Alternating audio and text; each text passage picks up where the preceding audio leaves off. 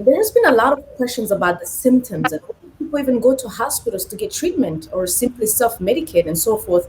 And to help us understand this and more, we want to hear from those on the front line and what they know from interacting with COVID patients. With me from Nairobi, Kenya is Edna Tallam, CEO of the Nursing Council of Kenya. Edna, thank you so much for being with me today. You're welcome, Auriane. Well, let's begin with being on the front line of COVID-19 patients' care. What do patients say is the first symptoms that made them believe that, in fact, that they have contracted COVID-19?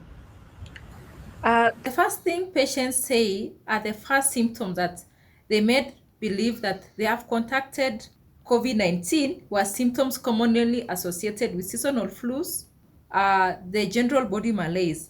They also report the fever, having high temperatures, sneezing, having dry cough, difficulty in breathing, or shortness of breath. Most patients who also came or who were contacted actually did not even experience these symptoms. They may have experienced one symptoms or the other, but most of the time they might not really have all the symptoms together. And as you're discussing with them about their symptoms and their basic situations, what are patients most concerned and what are they most worried about? Is he accessing treatment, affording treatment, or perhaps infecting other people? What they're concerned about mostly. Sure, Orin, that we are having concerns and worries from our patients. As you are aware that COVID-19 is a disease, it's a novel disease that has no cure at the moment. There is fear of a known outcome. The main concern of many of the patients is usually the possibility of the disease being battled, going into severe and critical disease with most likely poor prognosis or having infected family members or loved ones. The time and finances spent while one is in isolation or quarantine during the treatment period is also a burden, considering the fact that not everyone in our context are employed and can access insurance cover to gather for the hospital bills. We are not sure of this social isolation from the African context. For real, our culture, our values, we have this worry of how soon can this be over. We are also having stressful events which surrounding these COVID-19 cases, including being stigmatized, which has been reported, and this may also lead to mental depression. What are some of the information about COVID-19? Again, as nurses on the front line, what is some information that the people do not know about this virus? We've noticed that persons may have COVID-19 without even demonstrating any symptoms, being asymptomatic.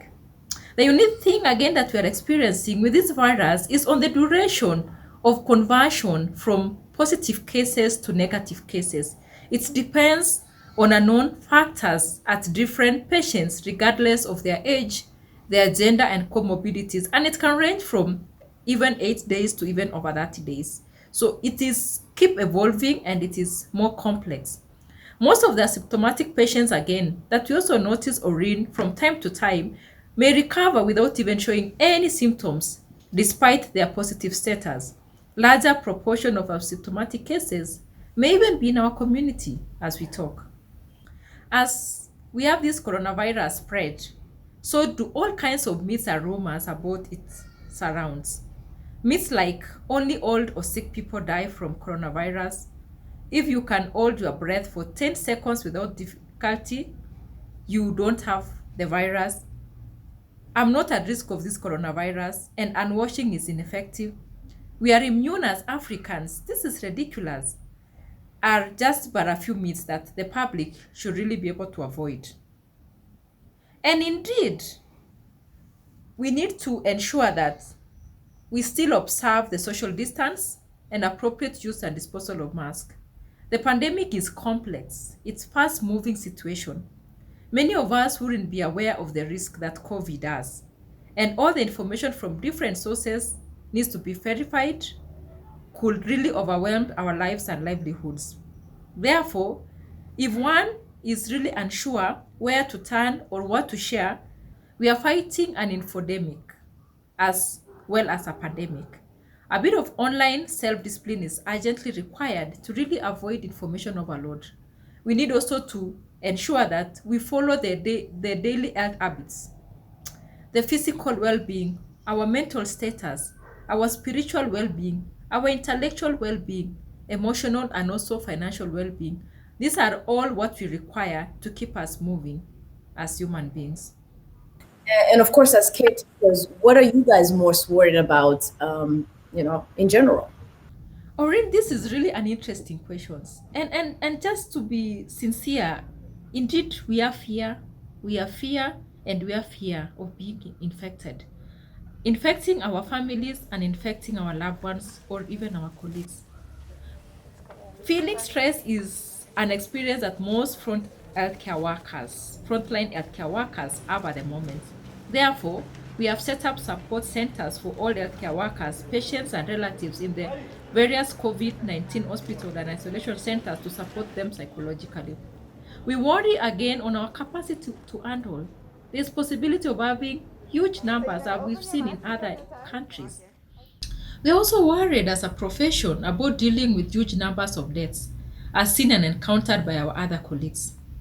We are also worried, Oreen, that this can lead to mental health issues amongst ourselves. You can imagine coming on daily to a unit and you encounter 100% mortalities. All the people you left a day before have died. Imagine your own colleague dying. Imagine your own boss. It is so sad. This is a reality of the disease, and we do not want to reach there.